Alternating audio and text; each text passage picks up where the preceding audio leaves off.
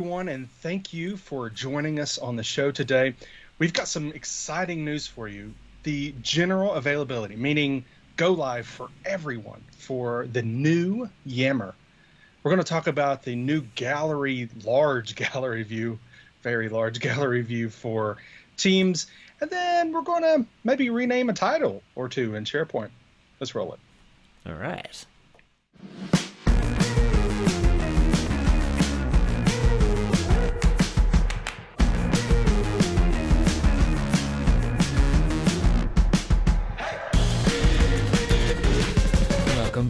Welcome back.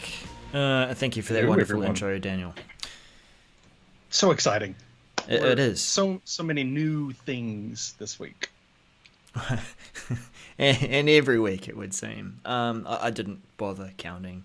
I am enjoying the new format. I know that our June poll has completed, and we're going to now open it up to We will do non-listeners that. or people who aren't so regular. Sure, we will, I will get that all created, and we'll send that out via the socials this week, asking for input. Letting people know that we are listening to our users. So, hey, why don't you become a user or listener? Wait a minute. You must work in IT, dude. I think I do. You're a users, user of you should be podcasts listening to our and show. You user of users. live streams. So the listeners and the watchers of our show, they should become listeners and watchers. Anyway, so I'll send that out. But and then we'll talk about kind of a recap of what we learned from the polls and really take that into consideration when we're talking about the show and forming it, and we'll communicate that out as well. So I just thought I'd greet the users in the live I noticed stream. that in the chat. Yeah. Yes, high-end users watching. Yeah, thank you. Yeah, and for well, making I fun think of the it is fun. It is fun when it's 20 seconds delay and they don't know what are you talking about. Yeah. Oh, man. Okay. Enough of that. And we wish we could Yes, do the enough same of for the podcast listeners too. But yes. Now, shall we crack into it? And look, we do things in a slightly different order because we it's not from the top to the bottom. We choose at least 3 each that we want to dive into deep. Daniel, this one is for you, and Yeah. I've got something special for this first announcement. We'll have to describe it after people see the reaction, the end users in the live chat, as we change to this something special for your first announcement. Are you ready, Daniel? I really don't know if I am ready. Right. I mean, I guess I'll have to be. Inspectors for the tape, we have the witness, and he is unsure and touching his nose, which is usually a nervous sign. In 3, 2, 1, we're joining a meeting. Okay. I don't know what's happening, people. I think Darrell has gone off his rocker. Not at But all. anyway, so Microsoft Teams, this one is all about the large gallery view preview, which I like how they put preview in there. See up to 49 participants. All right. This is MC217716. Now, I have done something non-traditional here for our show. I'm not Yes, you displaying have. the message. What am I displaying? Say this for the tape. Or for Yes, the this is podcast. for those audio listeners. Darrell is showing how the grid view will look for 49 people, and he's put me in one of those boxes. He has done such a great job. I think everyone should applaud. Even those that can't see it, you should applaud because it is miraculous. So I am one of the boxes in that grid view that everyone has seen when they've been talking about this feature coming out. So, but there's some interesting things about this that I don't think people have realized. And first of all, count with me. Yes. 7 by 7 plus you. 1. So it's actually 50. I mean, if you count yourself. Yeah. So it's 49 others that Yep. could be, as long as they have video on. Remember that.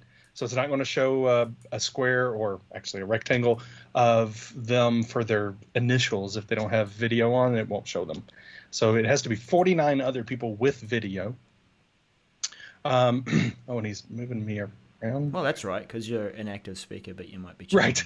I don't know what the behavior is here. Anyway, so here are the things that I don't think people realize. First, the large gallery is an optional feature. And it is something that you individually will have to turn on. For each meeting, it is turned off by default. And so each meeting user may, if you want to, switch it in and out of this large gallery view at any time. So you don't have to use it if you don't want to. And why would you not want to use it? Well, I can give you a good reason. It's really hard to see people in those little bitty squares. Should we go back to that for the? Sure. I mean, okay. Yes, you could see people's faces, but is there quality in that? Maybe. I don't know. I just don't. I don't know. I think which one of you is speaking there? Yeah, I think there's value in it in some meetings, but if you think about every meeting, if you have large meetings and you're going to do this, I'm pretty sure most people are not going to have up the grid view all the time. You might turn it on initially. Hi, I like that sweater. I don't know. That's the perfect use case. It's welcome everyone. It's hello all of you who have joined and you've added your video. Well, and I think there's actually there's this growing, and I kind of like it. There's this growing push for people to turn off their video after that initial kicking off of the meeting. Now, there's some cases that I think are very useful for leaving on video, and I'm not saying you should turn off video, but things like if I'm presenting something, my video doesn't need to be turned on. So I'll turn my video off when I'm presenting my desktop or something. Often I'll do that just because it's not for me, I'm able to concentrate on what's happening. I want people to look at my screen, not my video. So anyway, so you're able to turn it on and off, this big, huge gallery view if you want to. There's others that I know will love it, especially those that are missing being in the office and seeing people, seeing their peers. So I know they'll love it. The on and off thing. Do you think it's something that you can do during the call? Yes. So it's like a scene? Yes. The way they say it, users may switch in and out of large gallery view at any time. Great. But they don't tell us how they're going to do that. So I'm sure it's going to be probably in that menu, but they don't give any details about that. So, but while in preview, user interactivity with those individual participant videos. Well, that's a lot of big words. What do you mean, Daniel? That is, you could pin. A lot of people actually don't know this. If you hover over someone's video in Teams, there's an ellipsis, those three dots. You click it, you can actually pin their video to your view so that they don't ever roll off. Even if they're, right now we can have, if you have 9 people speaking, or if you have 10 or 12 or whatever people in the meeting, and that person never speaks again, if you have them pinned, you still see them. Even if they would traditionally roll off of the view. Well, you're not going to be able to do that right now while this feature is in preview. This large gallery view is in preview. You won't be able to mute audio. So while you're in this large, gallery view of someone, so of people. So they'll be rolling out this feature very, very soon. They're talking about early July, which is now, with a target of full availability, including mobile clients on, for iOS and Android by the end of August. So you think about those. I know it's a long rollout, but no, I'm just thinking about 49 on a phone. I know this is interesting. Unless you have one of those humongous phones, maybe a tablet. A tablet probably will work well. I guess I don't know. So yeah, So anyway, that it's a long rollout. They're doing it to the targeted tenants, targeted release that will happen now. We'll be getting it now. You won't be able to see it unless you get more than unless you get those 49 people. Well, I guess more than 9 now. So if you get 10 or 12 people, you'll start seeing the ability to do a large gallery, and they'll all need to turn on their video too. Remember, it only shows those with video. So if they don't have video on, then it won't count, and so you won't have that large gallery view. So, yay is the way I'm gonna. I like that. Lots of emotion there. Well done. All right. Well, I'm sure that let's see the end users in the chat. I'm not gonna let this go. We'll check in with the end users in the chat room. They seem to. Yeah, I mean, there's some mixed responses there too. That's all good. Active talkers. Only active talkers on iOS, I'd imagine. Yes, maybe. Yeah, maybe. All right. Well, that's some news, some big news. It's good, and I think it's going to be useful, probably mostly useful in the education space. I would agree with you. This is and when it was announced, I want to kind of point out when it was announced, the target actually was toward education. It was. And not to say it's only for education. I think there's definitely some use cases for this feature outside of education, but it definitely was kind of pointed at education, along with several other updates that I think are actually really cool. So, this is not the only update, coming to Teams that I think is really nice. You could read about those on the blog. That there's a link on this post, but breakout rooms is another that was announced that I think is actually way better a feature, something that not way better, a feature that I'm looking more forward to than this 49 grid view is breakout rooms. So yeah, I agree. Yep. Yeah. Although you'll have to wait to see that in the message center. I don't think we've seen that yet, have we? No, we haven't. Okay. All right, well, next one, and it is our headline for the day. And it's like I've got 49 view and I can't see it. Come on, where are you? Oh, there you are. General availability of the new Yammer. This is MC217892. And if you have, let's see, let's frame it up. It's general availability, but it has been in preview for a while. If you wanted to see this early, you'd have to speak nicely to your system admin and get them to enable it. Or you could add the Yammer Communities app within Microsoft Teams and get that experience because it would show there. Interesting how they got those two experiences of that to show it early in Teams. So it was announced in April and it's coming out of preview. It's going to be generally available. Beginning that rollout in mid-July and anticipate it at the end of July. We'll talk a bit about what does active mean. But this is a big deal for Yammer because I don't know, one of the often made comments about Yammer was, hey man, this you haven't seen any significant changes in the product for years. It was like shuffle things here, do things there.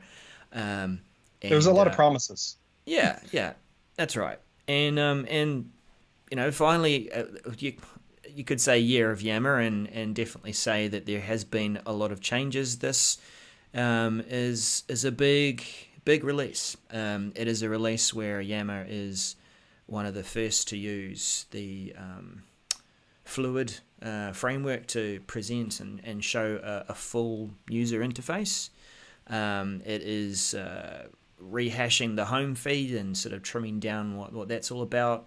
This new update also really helps to frame Yammer's better purpose in the Microsoft 365 stack. It is great as a community platform if an organization chooses to use it that way.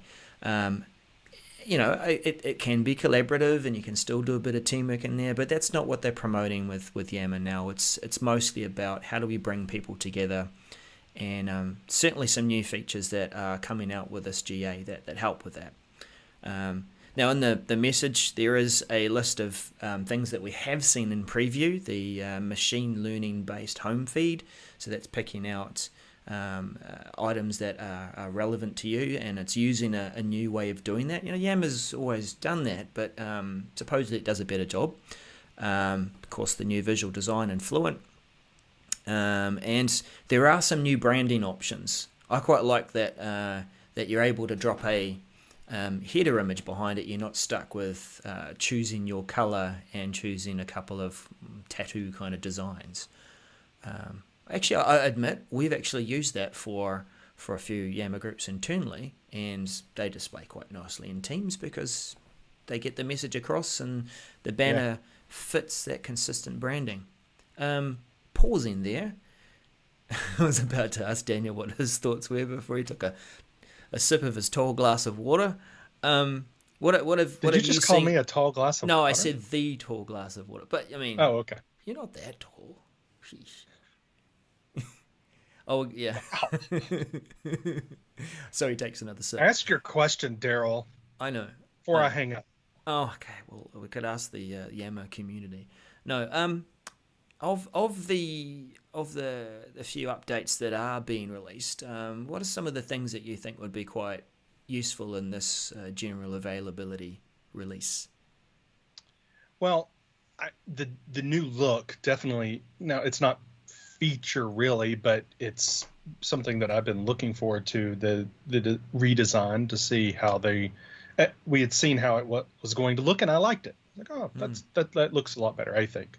I think a lot of people, it seems kind of small, but those new reactions to posts, we have so many emojis and different ways of liking things now in other platforms that I'm sure people will enjoy that. So, I do like that one about the featured conversations.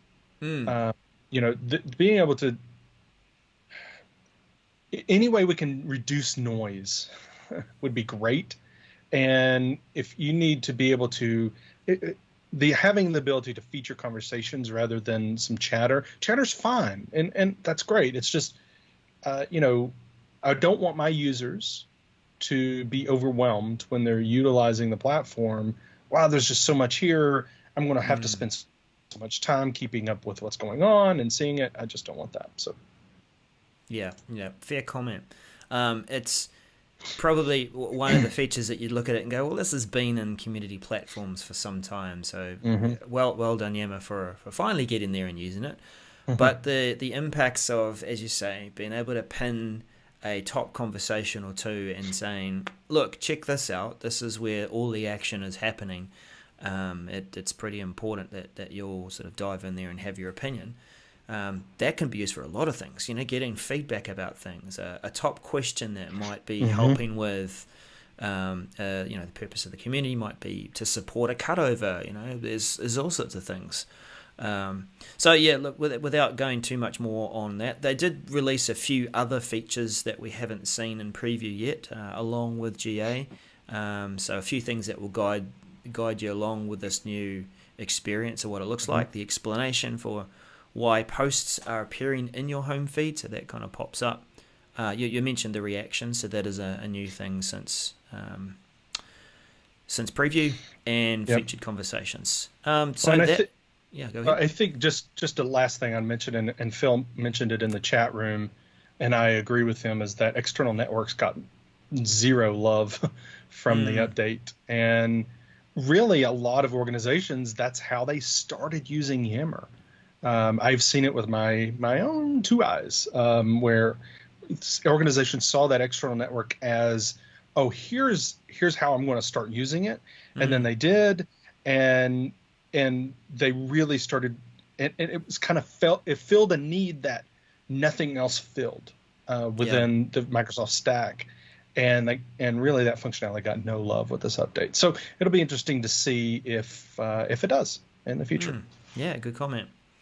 So in terms of what you need to do to prepare, global admins do have a few options about turning this on. So it's interesting. It's GA, but you still get to have some switches here. If you want to stay on Classic for a little while, you can. If you want to enable people to opt in, you can. If you want to make it the default setting, there's a few options there to go ahead and use.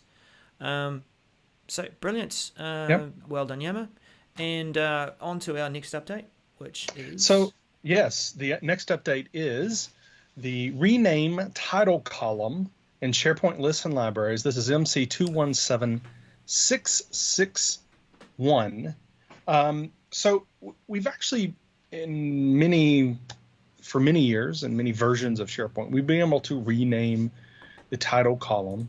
But this is really... And I'd like to see the underpinnings of what this is. This is a very short message, and doesn't give us a whole lot of detail. But I'd like to see, what is actually happening in the underneath. Because in previous times when we've been able to rename columns, it still keeps that name underneath. And so when you're referencing it in previous years, it was SharePoint Designer. Now with, Power Apps or, pulling in information from maybe using Power Automate, you're still going to be seeing that name of that column, in certain places. So I'm wondering if it's really renaming it or if it's just bringing that, classic functionality of being able to rename the column, to showcase. It's going to be consistent across all the forms, which is great, when you're viewing or editing the form. So that's great. I've done this so many times because title doesn't really mean anything when you're creating a solution using a list. Title, what title of what? But it's just kind of they had to go with something, right? It's just generic enough to go with something for it. But what is, so you rename it to location, if you're describing a facility or facility maybe. Something, I would say most people, most people rename the title column to something. I would say most. But anyway, so it'll be interesting to see what that is. There's something really interesting about this one, though, and I'll get to it in a second. Begin rolling out to targeted release in mid-July, which is soon, not within 30 days or giving 30 days notice, but soon. And standard production beginning late July, so it's really quick. Completed the rollout in late September. Now, why is it so long of a production rollout, you ask? I hear people asking that across, even the podcast users in the future. When they get this episode, they're going to be going, why is it taking so long to roll this out to production? Because, here's the special part, it's coming to all of the SharePoints. It's coming to commercial.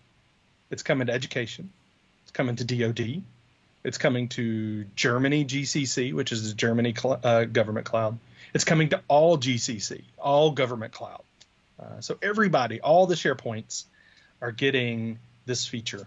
So that's why it's taking a while, because they're rolling it out across all tenants. Yeah. Yep. Yeah, fair comment. Right. What is next? New task experience, sir. Oh, yeah. Yes. New task experience. So, new task experience. Another thing going generally available that we've seen for a little while in preview. Generally available in the Outlook on the Web experience. It is MC 217689. And what is replacing tasks? It is Microsoft To Do. Now, making the point, it is for the Outlook on the Web experience. When you go to the traditional Outlook on your desktop, you're still going to see tasks as they have always been today. But Outlook on the Web has going to access Microsoft To Do. I love To Do. I think it's a great way I find it more engaging to be able to make a list of the things that I've got to do and then start to plan that out in terms of my blocks of time in my calendar and how I'm going to do that. Didn't seem to really do that so much with the other tasks. It's doing a great job in terms of bringing other tasks across Planner and across other areas that you're working within Microsoft 365 in that area. So this new task experience will replace the old task experience for Outlook. There is a few things that are coming along with this, which have been released to do recently, like list sharing with outside of the business. I know it's a good thing and I don't know. But the goal here has been able to use that for personal and for work kind of tasks as well, and co-editing features as well. The thing that's interesting about this, there is a list in the message, which reminds me of some of the strengths of Outlook tasks, the traditional ones. Do you remember when some of our project managers might have used this as a light touch way of managing a project and assigning a task to you and asking you to update the progress on it with like percentages and that sort of thing? Well, there's a list of features there, Daniel, which are not going to be available in the new task experience, which is to do because we haven't seen that in the product to date or ever. I won't be able to put my charms. Yeah, and you can't record your task work hours. Yeah, you could just about use it as something of a makeshift timesheet. Right, a lightweight project tracking tool. Yep, and it is. I don't like the removal, or I guess it's not removal, but the loss of features. I made a joke about charms, but I don't like the loss of features when we switch like this. But I think there's a product that will fill almost all of these roles.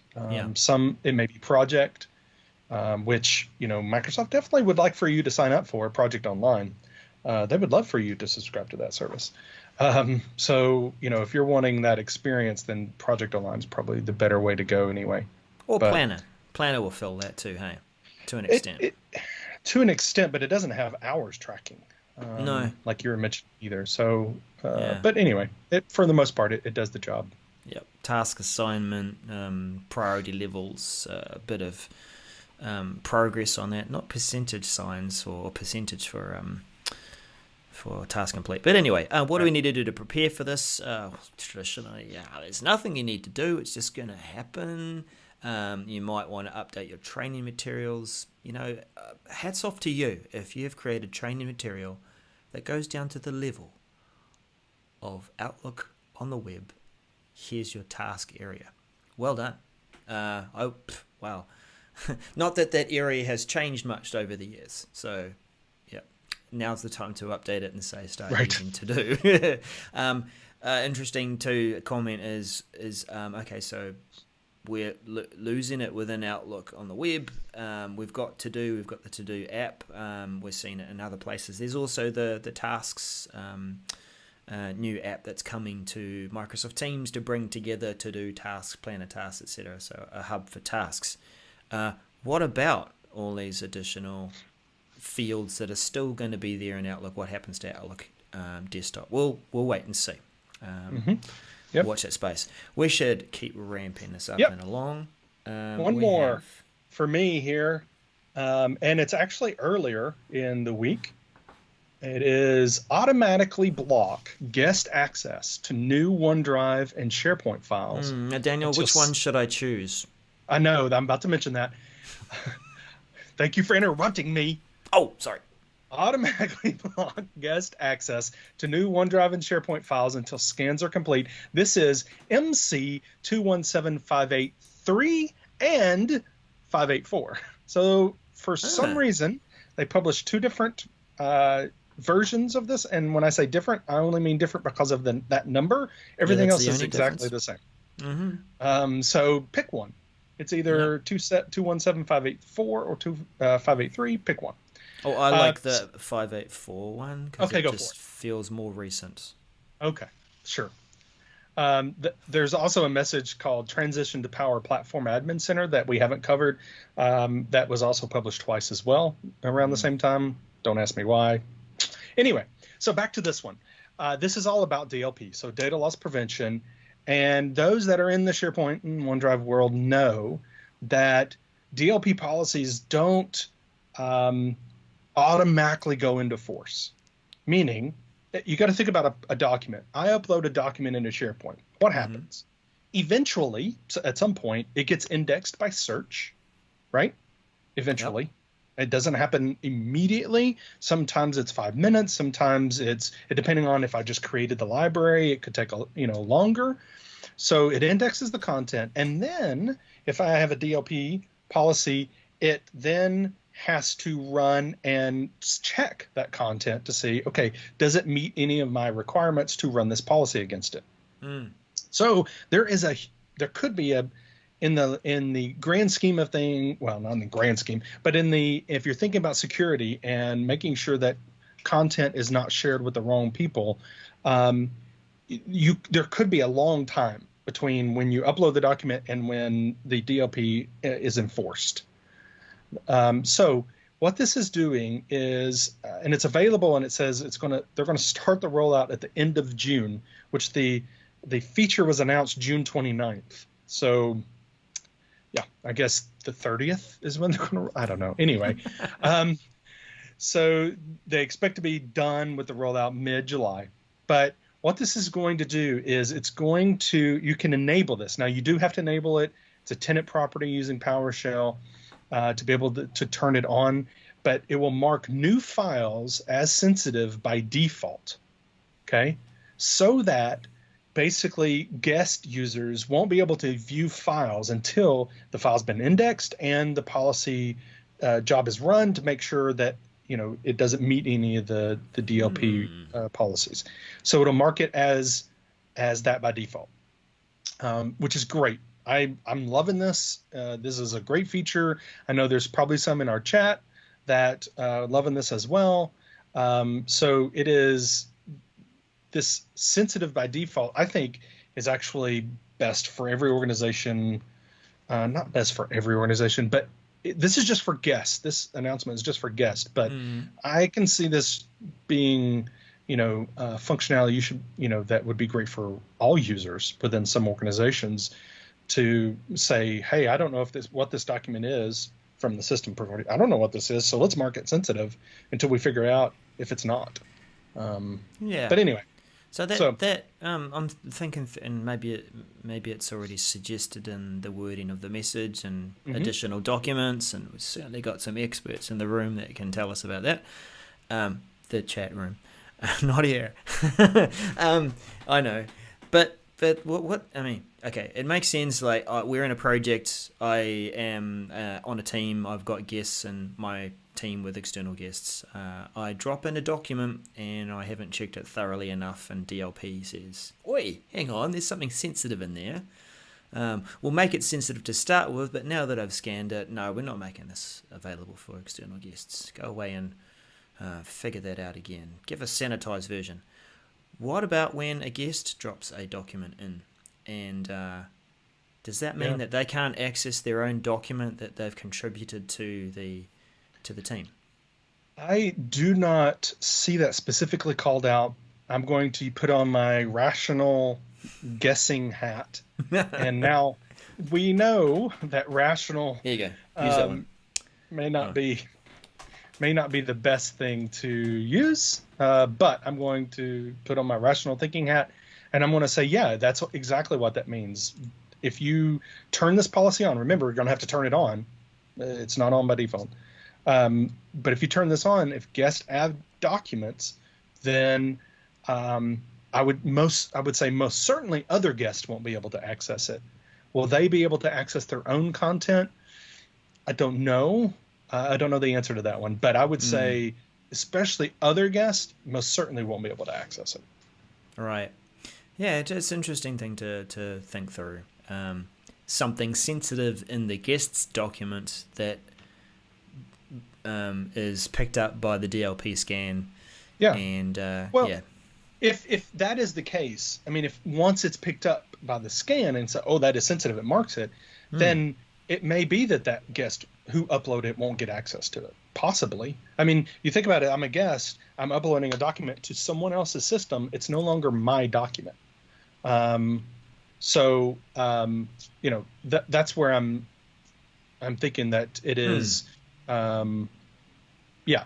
So one point that I was when I was writing notes down, and I just saw Joanne in the chat room mention, is that sensitive by default feature did go GA this year already, a few months ago. So this is for guest. I think you can turn it on for guest only, not for everybody. So you can turn it on for guest. I think that's what the particular thing is here, I believe. And of course, I am open to people telling me I'm wrong.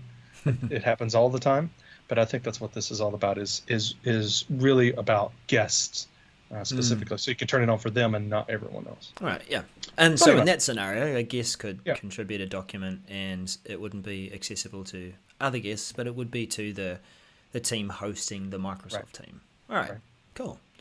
Right. Well, our last message of the day, the week, is So I like to throw in some of these and highlight the equality of updates. That's right. OneDrive Sync Help Pane for Mac OS MC217651.